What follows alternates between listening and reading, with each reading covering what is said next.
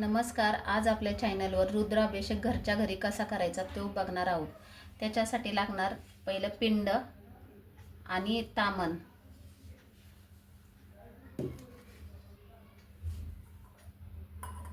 त्याच्यानंतर स्टँड, गळती,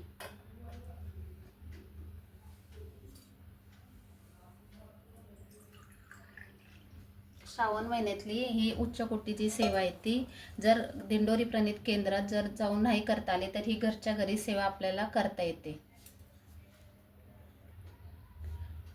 आपल्याला रुद्राभिषेक करताना स्वामी समर्थ सेवा केंद्राचं नित्यसेवा श्रोत व मंत्र हे पुस्तक असणं आवश्यक आहे.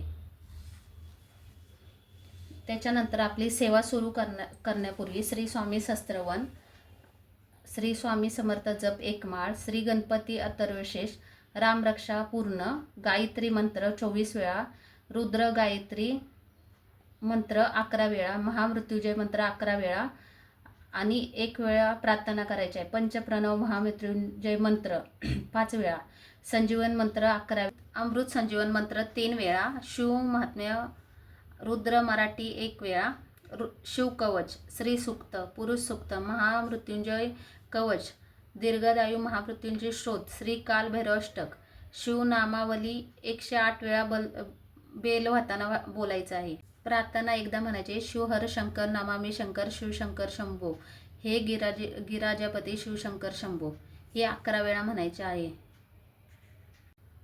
शिवपिंडीवर अभिषेक करताना जे तामनात पाणी साठलेलं आहे ते आपणही पाषाण करायचं, घरातल्या सर्वांनाही द्यायचं आहे. जर कोणी घरातला आजारी वगैरे असेल तर हे रुद्राभिषेकचं पाणी जास्त उपयुक्त आहे. त्याची सेवा बरं होण्यासाठी ती 41 दिवसाची सेवा करावी लागते. जर 41 दिवस जमलं नाही तर दर सोमवारी सेवा ही केलेली अत्यंत उपयुक्त आहे.